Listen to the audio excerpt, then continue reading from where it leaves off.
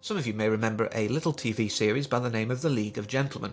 Some may remember the radio show that preceded it. Both had Mark Gatiss, Rishi Smith and Steve Pemberton writing and performing. But the TV series is the one I saw, and surreal, dark comedy, occasional gross-out moments. It worked. It was very strange, but in a good way. I mean, they got a film out of it, so it can't have been that bad. But it was very interesting how it looked at these people who are normally the outcasts of society and kind of put them front and centre, okay, mostly for comedic effect. But they were still people. They still had wants, desires, even if some of those desires were very weird. And, you know, it had a great following. So, they ended up making Psychoville. And this kept that surreal, dark humour, but brought a lot more humanity to it. There was a lot more drama, a lot more pathos starting to leak through. Yes, it was still funny as anything. It was very surreal. It was brilliant.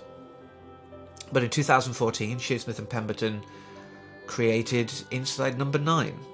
And this was entirely different. This was an anthology piece, really. It's an anthology series where each half an hour-ish is a different tale. They normally star Rishi Smith and Pemberton somewhere, but they're not the same characters. It's very much a sketch extended. But one of the great things is that it's more delving into the social commentary, the ideas of, you know, what about this, you know, and putting these ideas front and centre. The humour's still there, the surrealism is still there, but there's more drama, and I think it's because you can spend this extra time. We have, you know, homeless people being kind of weird, we have a game of sardines gone wrong, we have a burglary that's entirely silent while we find out that one of them is a cross-dresser. All these kind of things, you know, do smack of the League of Gentlemen formula. But the one that really got me was episode 2 of season 2, The 12 Days of Christine. Because this almost entirely dispensed with the humour. There were moments, but it just was an entirely different beast. I've never sat and thought to myself, I'm probably going to cry at a comedy series. But I did, at the end of this episode. And as we get to sort of my analysis of it in detail, I'm sure you'll see why. But this was a great piece. I mean, Sheridan Smith, apparently an OBE now, I didn't realise.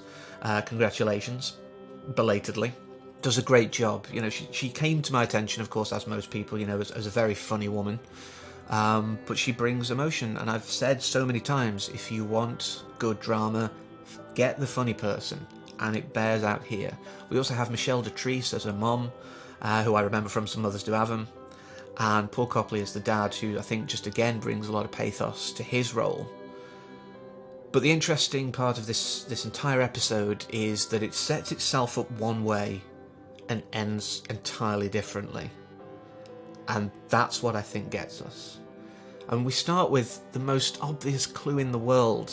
She's being carried by someone dressed as a fireman and the sirens.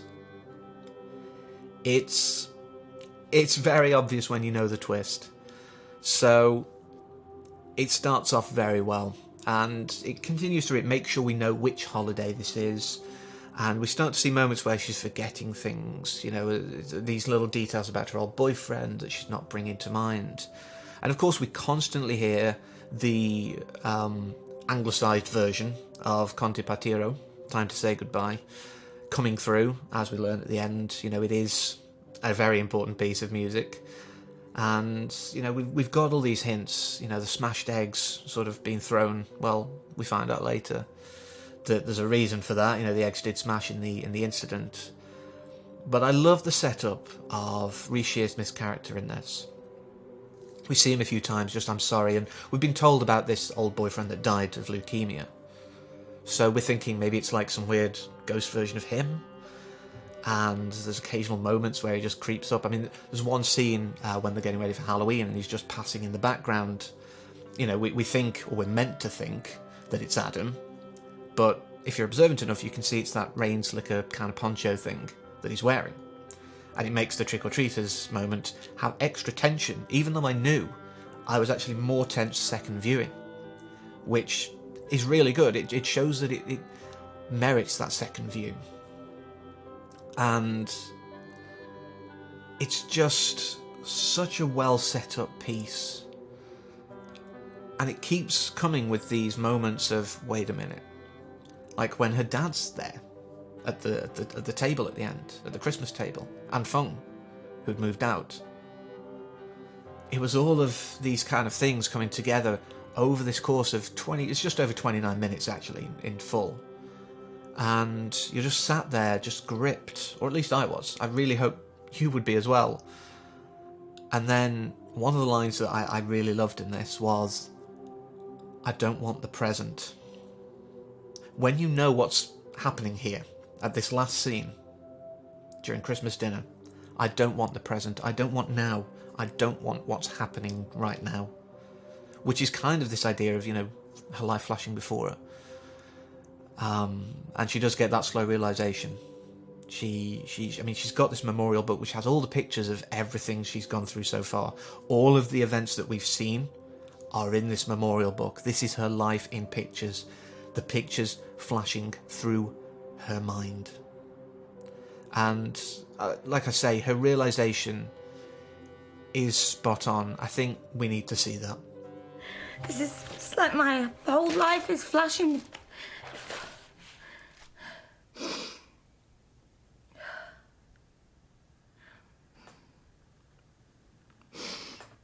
Oh. I think I know what this is now. Now, you try and tell me that that isn't an award-winning performance. You'd be technically right, because I couldn't find evidence it did get one. But I think that's an oversight.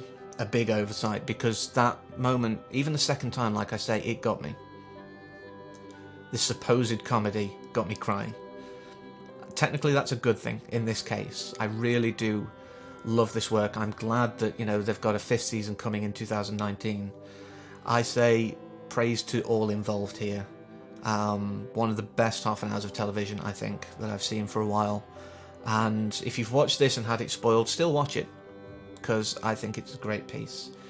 But we'll be back next week with something that I think closes out a series of videos I've been doing over the years. So I hope you'll join me then. But until then, as always, take care.